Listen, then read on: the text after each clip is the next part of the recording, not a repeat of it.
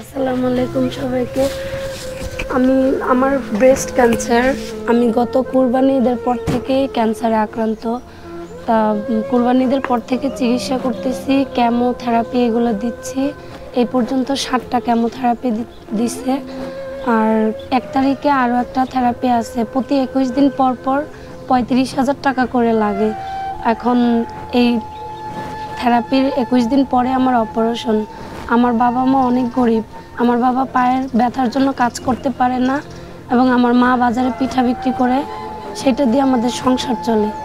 আর আমার অপারেশনের জন্য অনেক টাকার দরকার। আমি কারো কাছে হেল্প পাই নাই। আমার আত্মীয় স্বজন যতটুকু হেল্প করছে আমি এই পর্যন্ত চিকিৎসা করে আসছি। এখন আমি কোনো উপায় না পেয়ে আমি আমাদের গ্রামের এই ভাইয়ের কাছে গেছি। আমার এই ভাই এখন আমার কাছে আসছে। রাতে গিয়েছিলাম, সকালে বলছে আসছে। আমার ভাই আমাকে বলছে আমাকে হেল্প করবে। এখন আপনাদের সবার কাছে অনুরোধ, আপনারা সবাই আমাকে হেল্প করেন। আপনাদের জন্য, আপনাদের উপরে এখন আমার ভরসা। আপনাদের জন্য আমার জীবনটা বেঁচে যেতে পারে। আমার বাঁচার খুব ইচ্ছা। আমি চাই আপনারা সবাই আমাকে হেল্প করেন, আমি বাঁচতে যেন পারি।